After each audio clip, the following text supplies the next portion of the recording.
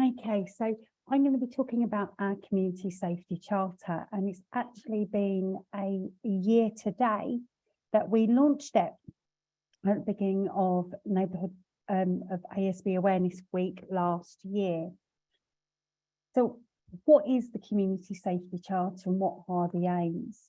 The aims of the Community Safety Charter is to help enable people to recognise what different types of crimes are, how we can enable people to help them to report and encourage them to report, how they can help prevent those particular crimes from happening in the first place, and also what support is out there, and the different methods of reporting and what the expectations are of reporting.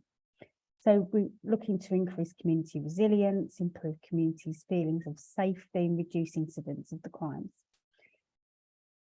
So let me go into what our objectives are. So the objectives, we've got several objectives to the Charter, which is really important to us, but also important to the individuals. So we look at creating an environment, providing visibility, equipping a community, increasing engagement, recognising crimes, increasing support and increasing reporting. So let me go into each of those to explain what we mean by that. So creating an environment in which these crimes and incidents are not tolerated by the wider community. So what that basically means is that we try to create an environment where those particular types of crimes cannot thrive, that we are looking out for each other within the community, and that we're going to take a stand against them, we're going to report them, we're going to do things to help prevent them from happening in the first place. Provide visibility, and we know that where a visible neighbourhood watch area is that people feel safer in a visible neighbourhood watch. So a neighbourhood watch scheme, for instance, they would have their signs, their stickers, and activities of those members, providing that visibility.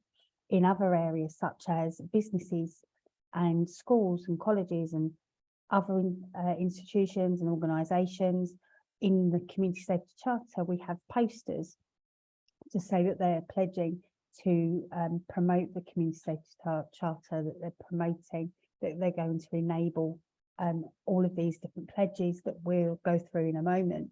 But it's providing that visible presence that's they're not going to tolerate that type of behaviour.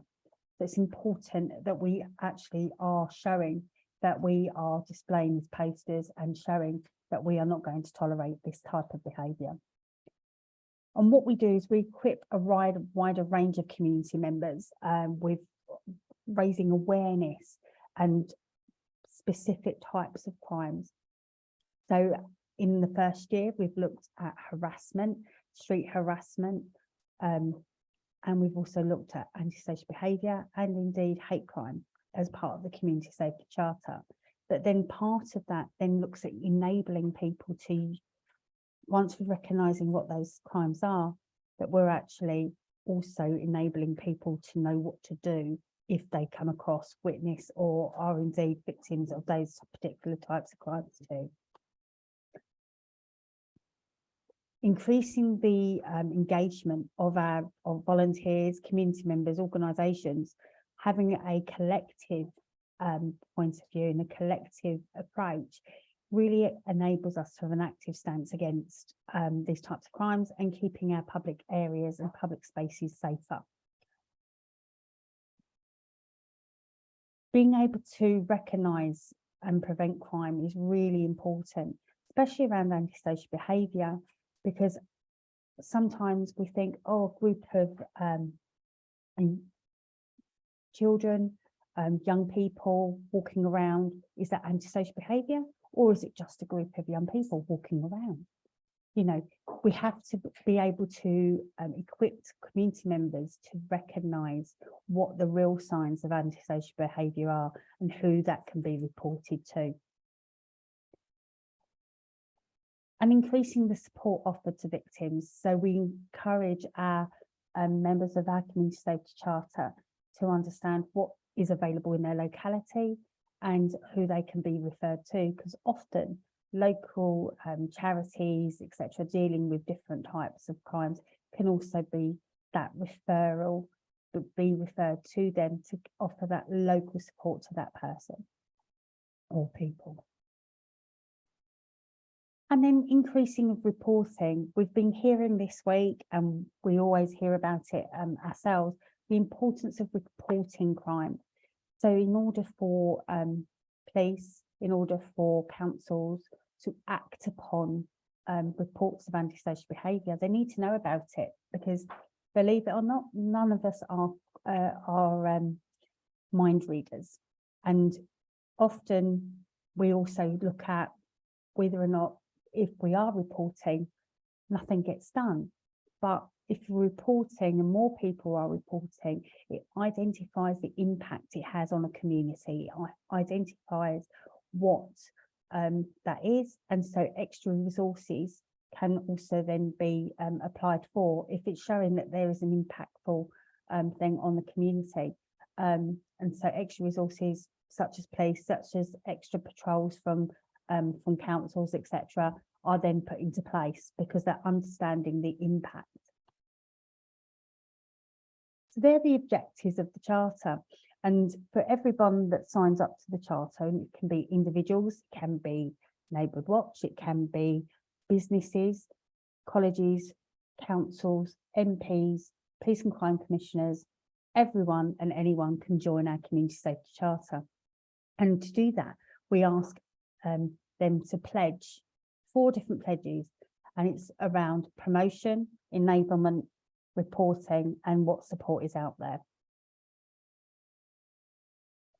So promoting a culture that does not tolerate antisocial behaviour, harassment and intimidation and hostility towards others. Many of us, when we're walking around our public spaces, using public transport, often see or experience different types of behaviour that we shouldn't be having to deal with. However, this is 2023, and we do have to deal with some of this. Not always, but it's enabling us to know what to do when we do it. So promoting a culture, that would then mean in a business environment, that would be saying to their staff, this is not the behaviour, setting the standards, etc. But in our own homes, we can do that as well. So visitors and indeed people that are living in our own homes, and if they're doing antisocial behaviour, harassment or intimidation, saying nasty things, we can then say to them, no, this is not the right behaviour, this is not the right standard to adhere to. So how we do that is enabling others to identify what it is, and then let's give them the guidance and support to take that active stance. Knowing what to do can be very empowering and can also help build that resilience within the community. And we do that in many ways, and one of those ways is knowing how to and who to report to. So actively encouraging people and supporting those that experience or witness those different types of crimes to actually report them is so important. And there are different methods. There's third-party reporting centres, there's apps, there's online, there's in person. And so it's knowing what to do and who are the right people to contact, so that we're not in this ever increasing circle of going from one to the other, saying, oh, we shouldn't be reporting that, that's not the right person. And that's causing us our own anxiety, isn't it? So if we know exactly who to report to, it decreases our anxiety around reporting as well. And then support. We often think that, by reporting a crime, that's where it ends. We're not asking people to become to actually do the physical supporting, but knowing who to refer to, knowing what is out there to give them support. Or it could even be a simple, are you okay? They're the pledges. That's what we ask people to sign up to. And we can do that both in our work lives, but also in our personal lives. So how do we deliver this?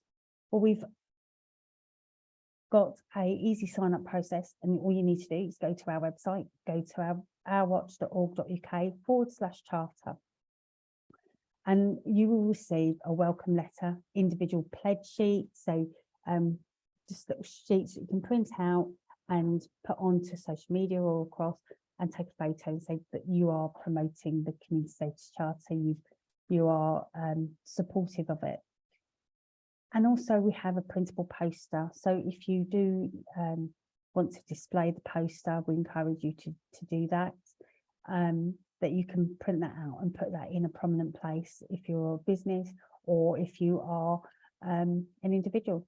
We've heard from many people that have signed up to the charter. We've got over 2,500 people, organisations, MPs, everything signed up already. And we'd love to hear get more. But they've actually shared the fact that they've signed up to the charter and are sharing it with lots of people. You'll also receive the first topic pack, and the first topic is harassment.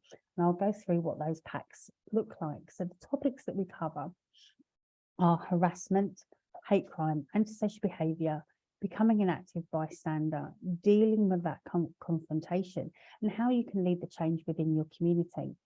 We're also on to the next stage of the charter, where we'll be looking at various topics such as personal safety, keeping the theme of in public spaces, and we've canvassed all of our participants of the charter to also ask what type of topics they would like to see in the future, helping us shape it together. So we're in this journey together. It's really important to us to hear what you're saying and what matters to you. So our first pack comes in the form of a PDF format, and it's got clickable links, videos, etc. This was our first pack.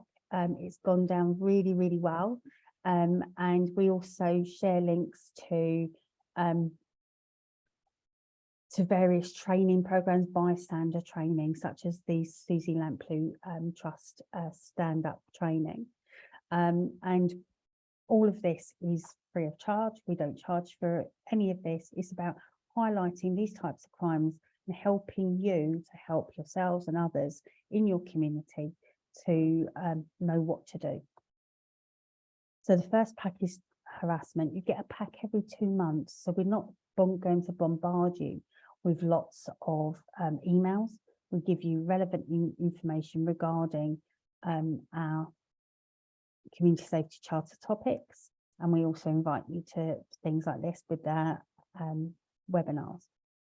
The second pack is an online interactive pack, and what we did in our pilot is we had the PDF packs, and we also created the interactive pack, and the feedback was the interactive pack was much easier to follow, that they felt it had a lot more content. So that's what we've gone on from here.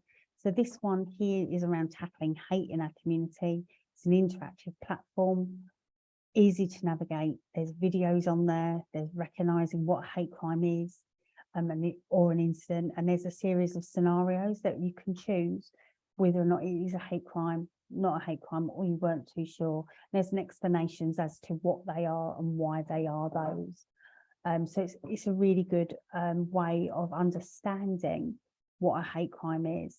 I had a session with people, and we had a victim of a hate crime incident, and they didn't realise that that was what they were experiencing, and we were able to pass on them to the local hate crime charity to get some extra support. But it's so important that highlighted the issue, but we needed to also help victims understand that they could be victims of these type of things, and where to go to for help and how they can report them. And then obviously antisocial behaviour. So our antisocial behaviour module, we go through helping you identify what antisocial behaviour is, an introduction to antisocial behaviour, tackling how we can tackle antisocial behaviour through problem solving approaches. Really important that we can be influential in helping reduce ASB from happening. We provide a series of case studies, real life case studies that we worked on with ASB Help and Resolve to produce these case studies of real life incidents and what happened through reporting and through the process to the very end. Also to understand what the right to review, which was previously called the community trigger. For those that we've been talking about a lot this week about the right to review, and what that is a case review of those people that have reported antisocial behaviour, the same antisocial behaviour for up to 6 months, but in more than 3 incidences. And if you felt that nothing's been done, you can ask for a case review. And there's certain thresholds, and all of that information is within the pack. And it may not be relevant to yourself, but it might be relevant to others that you know. And so by having this information, you can help somebody else as well. And also how you can report. It's so important to know how we can report, and different areas have different mechanisms. Do you report to the local authority? Do you report to the police? Do you report for Crime Stoppers? Do you report via text? Do you report, all these different things are explained in the pack. And then what support is out there for victims of antisocial behaviour? It's often when you are a victim of antisocial behaviour, you feel very isolated, you feel very alone. And so if you know how to and what support is out there, then you're able to help that person. And it can always be just being that listening ear to somebody to help them just vent what's going on and put things into perspective, and then you can then pass on the details of what support is out there locally and nationally indeed as well. So now it's up to you. We have this pack. You can see we've got an example of the pack. We've got social media images that you can share. Just recently, we've just had sponsorship of the charter through ERA, and that's a really promising addition to the community safety charter. So what can you expect around antisocial behaviour in the community safety charter? Is obviously what I've said is understand what it is, how to report, who to report to, what can be done, where to go to for support, and understanding what the community trigger is. And it's important to be that change. And this week is about starting that conversation, talking about what antisocial behaviour is. And the journey of 1,000 miles begins with a single step. So it doesn't matter how little that you do, but that you do something. And that starts with a conversation. So thank you, John. Thanks, Cheryl. That's great. Hopefully that's given a useful kind of overview of the charter to everybody. I see that there's a few people who posted the odd question and thought, which is great. I'm just going to go on now to talk about a couple of areas and organisations that have signed up and implemented the charter. So I too am just going to share my screen. Feel free to put questions in the chat as previous. But I will just sort of begin my presentation and share my screen.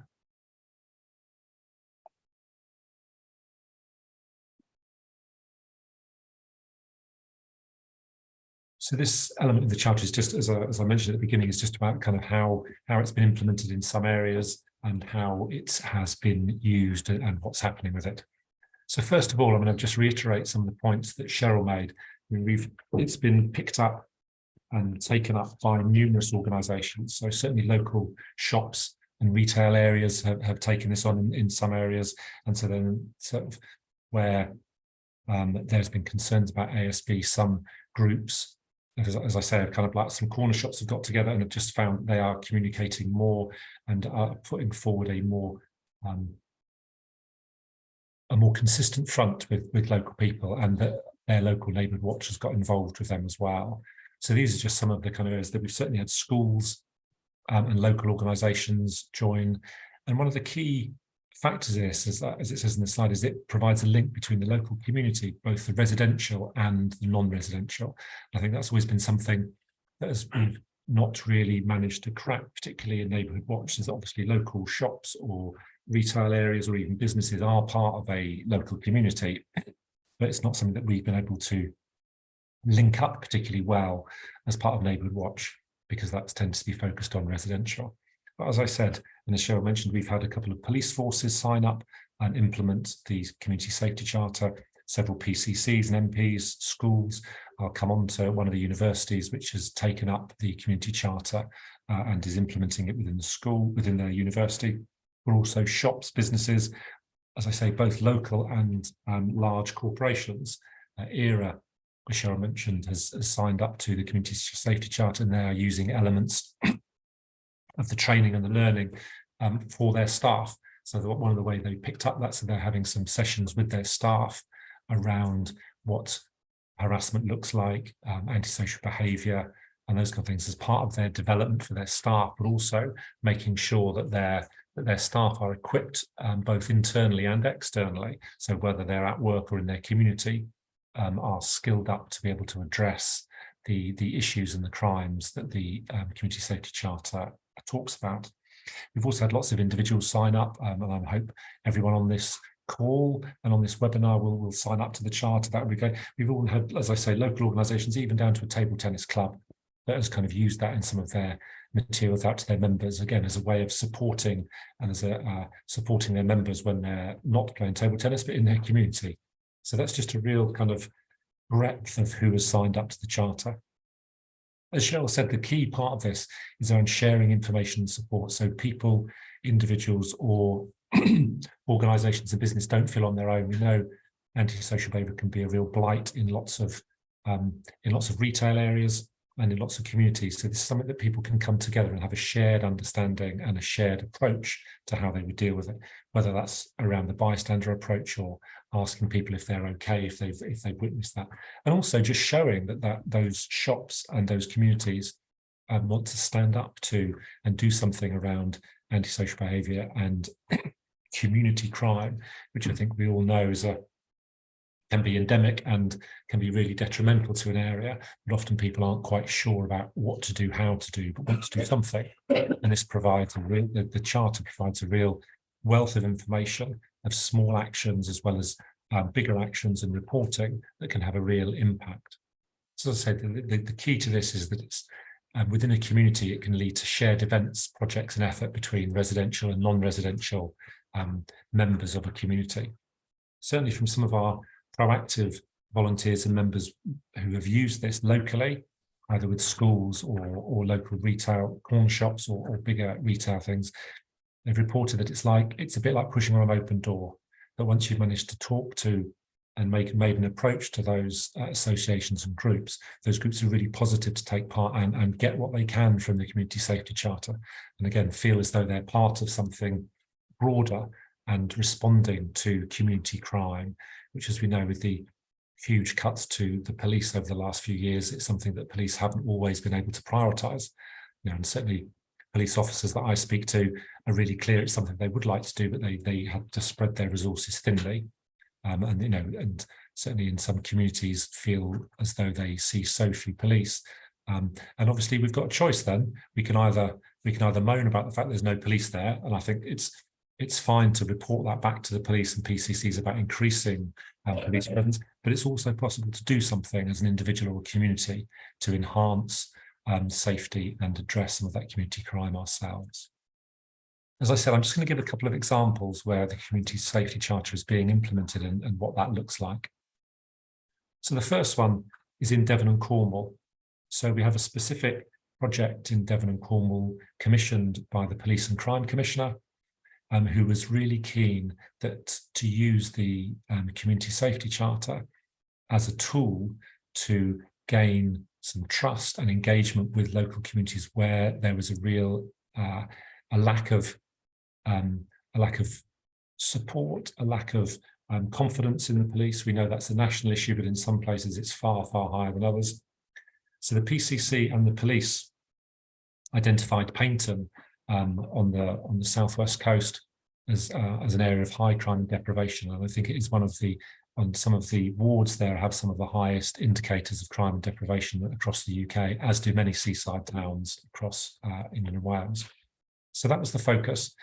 So we've got a single part-time development worker, and the aim is to engage with businesses, organisations and groups using the charter as a tool. So this is, again, as Cheryl was saying, something people can sign up to, they get information, using it as a way of connecting the community in its broadest sense. So local shops, local organisations, local businesses, we've had a good sign up to that. And one of the first things that happened with those businesses and local groups is that the level of confidence in the police and reporting any kind of community crime was so low that while it was still, the crime levels that were reported were high, the reality of it was much, much higher, which the PCC and the police actually found quite surprising to start with, but the reporting has gone up in those areas. So needless to say, one of the impacts on that is that the police are now increasingly involved, because they have a good reason to increase their resources there, because the reporting has gone up even higher. So there's increased focus and visibility from the police. There's certainly been increased cohesion between those organisations that now don't feel on their own in dealing with community crime. And there's definitely a feeling, particularly in some of the seafront areas, in some of the areas that are more run down, that they are not kind of off the radar, that they're not just left to get onto their own devices, but the council and the police are now more involved. And I think that's one of the real advantages of the Community Safety Charter, that you can provide by people signing up to it. They report more, they feel more connected, and have more of a voice within both the police and their local councils to be able to demand support. And also, I think, as Cheryl mentioned, part of the Community Safety Charter is to provide signposting to organisations and charities and that can provide support to people that have been victims of community crime. And we know in some areas people feel reluctant to report crime because they feel that they're going to be a grass, or there may be some sort of retribution to them. But that doesn't mean those individuals can't get support given that their experience, and that may potentially build up their confidence so they can report, or they can report anonymously. But it's all of that process that is a really key impact and effect of the Community Safety Charter, and people feeling more connected and not on their own. It has been very successful down in Cornwall. Certainly what we're seeing now is increased community cohesion. There have been several large community events where the Community Safety Charter has been a key part of that, and a kind of a catalyst for that. We've had the local bus company have signed up to the charter and are so taken with it in terms of helping, because obviously they have I should just go back half a step. Obviously, police have a really clear, the coach company and bus company have a really clear aim to reduce community crime, because it affects their drivers, it affects people using the bus and so on. So this is a kind of win-win for them, but they've taken it up, and there are now significant numbers of adverts on their bus for the Community Safety Charter, as well as using the Safety Charter as a way of reporting on and signposting people for support and reporting incidents, and people feeling more confident to report. And I think, again, this ties in with what Cheryl was saying about being clear what is antisocial behaviour, what is a community crime, and potentially what isn't, and how to report that. So the project has been running for about 10 months now. I mean, obviously changing confidence in the police and reporting takes time. We're starting to see the kind of, to coin a phrase, the kind of green shoots of that locally. And the PCC and the police are so pleased with the results that they'll be commissioning the project for a further 10 months and funding that. So I think I'm just using this as a local example of what can be achieved. And if there are certainly any association leads or coordinators that want further information about potentially talking to their PCCs about this type of project, and that's something that the PCC might want to do locally, then that would be great. I mean, we're in the process of negotiating with Leicestershire PCC to develop something not dissimilar to this. There will be some slightly broader aims as well, but certainly using the Community Safety Charter as a catalyst for cohesion and addressing community crime. That's one example. The second example I'd just like to give is around the University of East Anglia. They have very keen on the Community Safety Charter, both within the Students' Union and the university management, and that they'll be sponsoring it locally. They've developed an internal team of both students and those working for the university, and it will be launched, this particular project will be launched at Freshers' Fair in end of September, beginning of October, when new students arrive at university. So there'll be adverts and information on campus, both electronic and physical, adverts and information, both in communal areas, but also in lecture and learning areas and in halls of residence for new students. They are keen to make sure that that what's being shared with the students is very much about what they can do, where they can report, and what support they can get as young adults. I think they've used the resources, but they're also kind of nuancing some of the resources and making them their own, and doing that with students, so they're particularly relevant to students. I mean, one of the things that's not specifically in the Community Safety Charter, but is a real issue for lots of students and a concern for lots of students, is having their drinks spiked. So we know that there's been a kind of significant increase in that over the last 10, 15 years.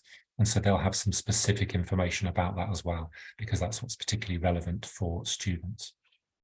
As I say, what they're developing is particular reporting points within the university and running some sessions with students themselves around increasing their confidence about what to do and what is a crime and what they can do, with the aim being obviously that that students feel safer and are safer. The UEA the University of East Anglia are so keen on this. This will be running this as an annual campaign, which I think will be ideal. Because obviously new students come through, and they'll be using the further information and training that we provide as part of that. And we've been now in conversation with several other universities that are looking to run similar programs with their students across their campuses, which I think is just shows the variety and the different ways in which the Community Safety Charter can be used in a very practical sense. So just to reiterate something that Cheryl was saying, in terms of supporting the Charter, we would all love you to support the Charter. We'd really like you to sign up and receive the information. We'd like you to champion the Charter within your networks. I think, as Cheryl said, you don't have to join Neighbourhood Watch either as an organisation or as an individual to sign up to the Charter.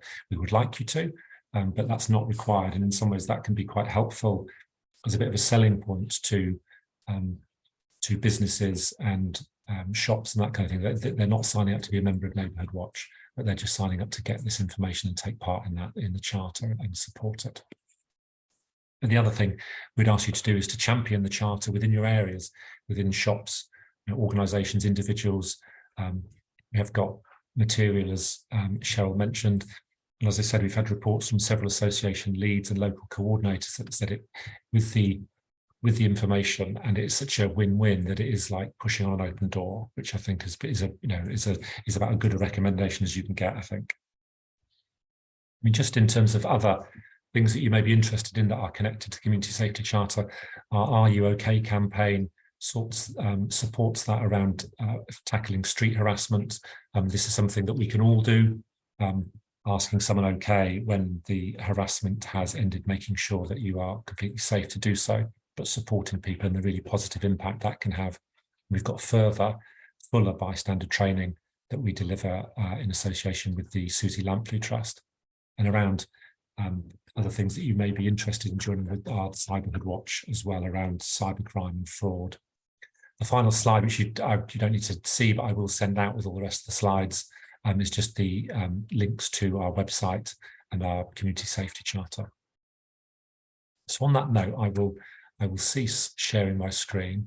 I think, as I mentioned in the chat, we will be able to we will send out the slides of both mine and Cheryl's presentation to everybody on this call, and also make it available through our website. So I think that's something that we will be able to do. So while I was presenting, I wasn't going through the questions, so I don't know if there are some questions that you've picked up, Cheryl, that we are able to ask. I've answered them in the chat. But if there's anybody that's got any questions with regards to antisocial behaviour, And also, have you all looked at our pages on our website as well, giving you lots of information about antisocial behaviour? We've also got past campaign on antisocial behaviour saying say no to ASB. And there's lots of resources on there that you can use. You don't have to wait for us to do a campaign. You can use the campaign resources, pick out which ones are more relevant to your own area as well. And then you can use and download them from our website, which is www.ourwatch.org.uk/ASB, for you to have a look at those resources. Is there anybody that's got any questions, want to put their hand up? Somebody's asked a question in there, does Neighbourhood Watch work specifically with housing associations? We do that mostly on a local basis. So with regards to local associations, force area associations, district associations, and even local Neighbourhood Watch coordinators would contact the local housing associations and work with them to help promote Neighbourhood Watch and to also promote a safer community. So by setting up Neighbourhood Watches is a great way that local housing associations can support Neighbourhood Watch, but also increase the community's feelings of safety. We know that in areas where Neighbourhood Watch is active, like I said before, people feel safer, and that's a positive thing, isn't it? Was there anything else in the chat, John? A couple of things which we've responded to, and I've responded to, and I certainly think that in terms of speaking at organisations, I think that's something that we would be keen to do. So we're really happy to link up with people that have mentioned that. And I think the detail of how the community safety charter can work in open spaces with ASB, I mean, I think it's a link that's the purpose of the charter overall. So I think look at the materials within the charter, and that's something that would be able to be addressed within that community. So I think that's something that we would very happily do. I can see John's John Whittle's hand up.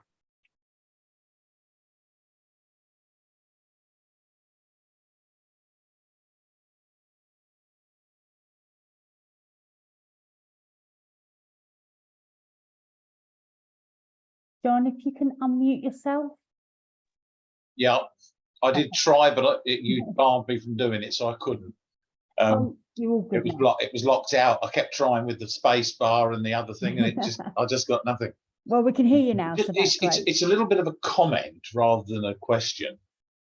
We're blessed here in Northamptonshire. We have a police fire crime commissioner, so he unites both forces, which gives him a little bit more power, because obviously a fire officer can enter premises where there are likely to be things, rather than the police, who can only enter if they've got valid evidence. The other problem we have is we have a corner shop that's been open probably a year or so now, and that is the biggest problem we have. And I mean, you know, people have spoken to them and they're just totally disinterested. All they're interested in is making their money. People park across the footpaths, as you know, to go in the shop. They literally park on the drop curb, and trying to get anything done has been a nightmare. I don't know if anybody else has similar problems and they have any other ways of dealing with it, because short of getting 5 very burly man with cricket bats to go in there and have a word with them in a polite but what's it way, which is a little bit tongue-in-cheek, it's very difficult. You know, they put a bin outside so that people who bought these throwaway vapes would put the rubbish in, and then it was only out there for about 4 days, and then they took it, and it stopped a lot of the rubbish, and then they haven't put it out since. You know, that's how helpful they are. So if they were getting burgled, I wouldn't help them. Yeah, thanks, John, for that. Anything that you see or experience and you're not happy with regards to things like that, if you contact the council, because it's not criminal.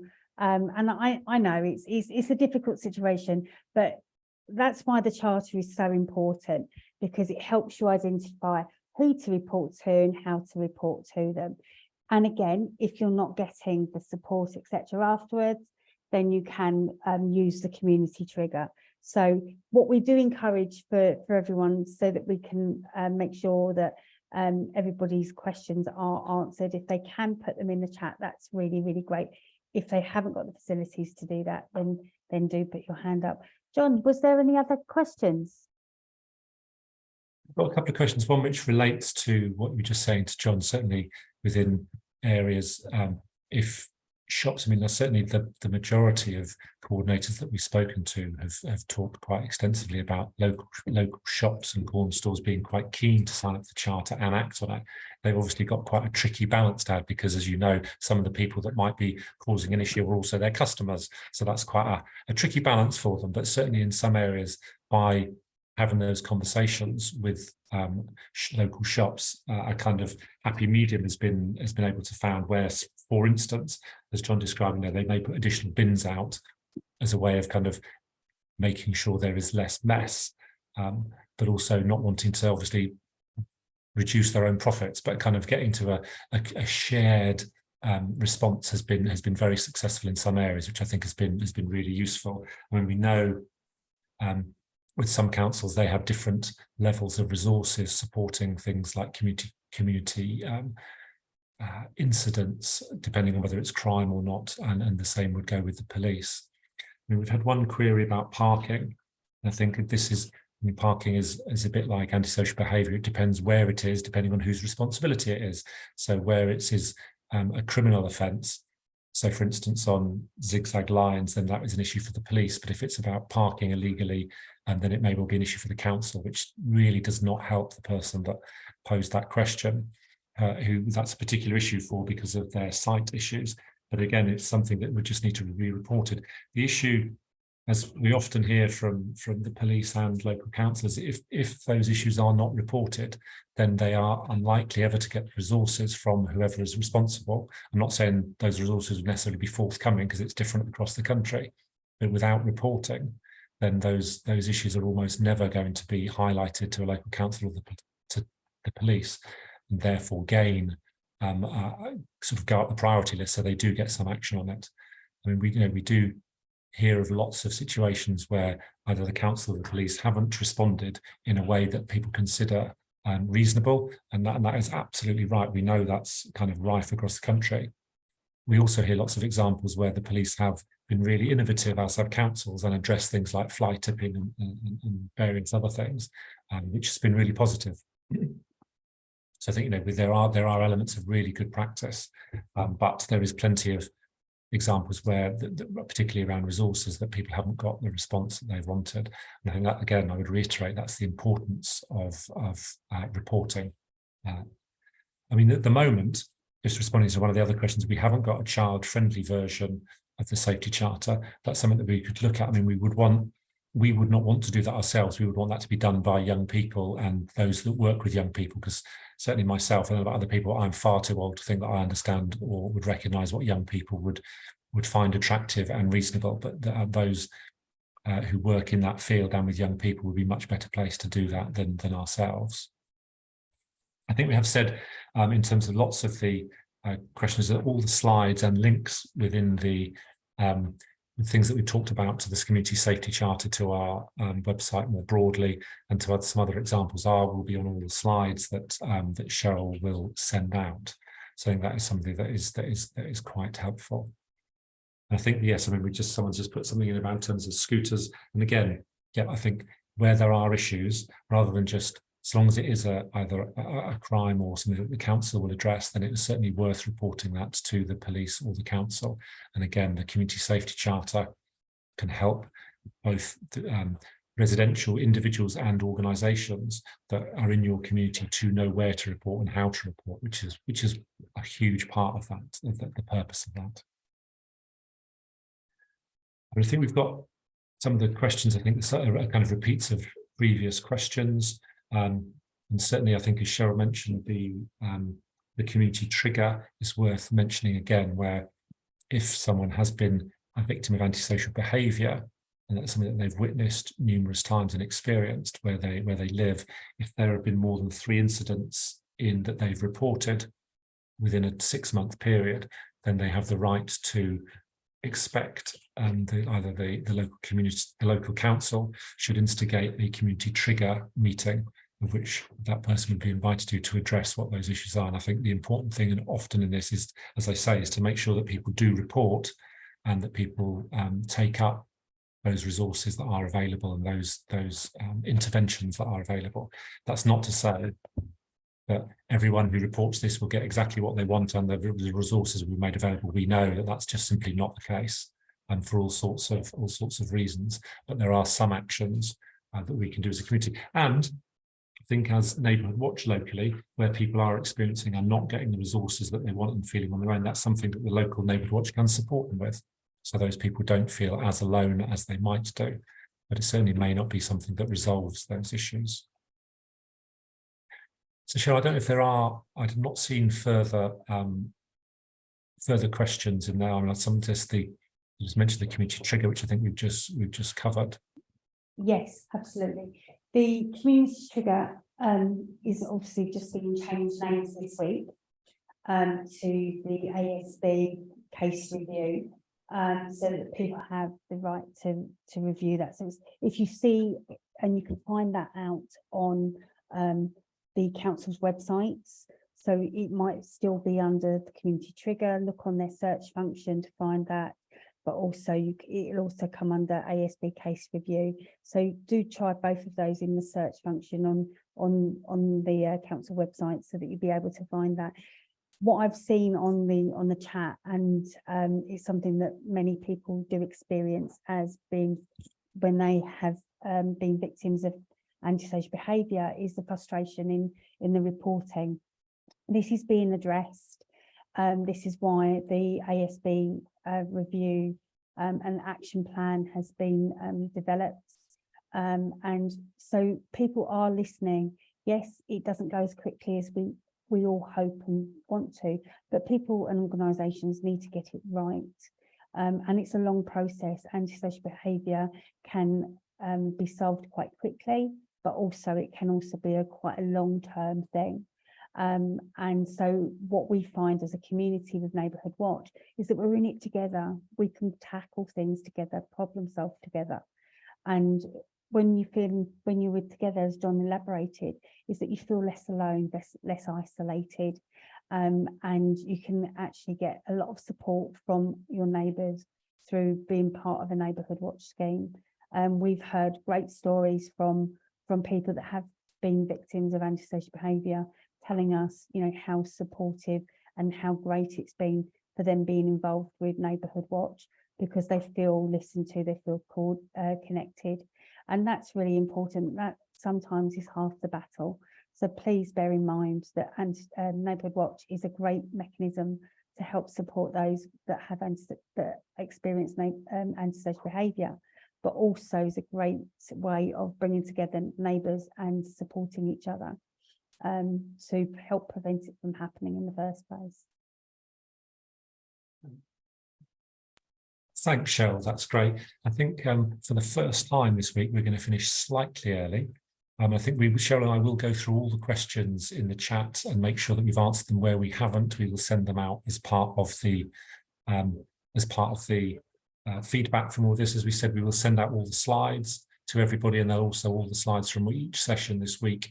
And I think the recordings will be available through our website or online, so people will be able to rewatch them and use them. And obviously you can, if you're presenting or talking to someone, we're more than happy for you to signpost people towards those, either the slides, the resources, or the recordings of these. So we've had some really positive feedback from some people that have been on some of the sessions. I'd really like to thank all of you for taking the time to be with us today. Hopefully you found it useful, informative. If not, I hope you've managed to find somewhere that you might be able to get some support through, because you do, as we say, ASB and those sort of things can be really difficult and kind of long-term and all-encompassing for people, which we really recognise. So hopefully the importance of gaining some support for yourself as well as reporting is something that we can help you with. So on that, I will close the session. Thank you all very much for attending. Thank you, Cheryl, and have a good afternoon all. Bye-bye.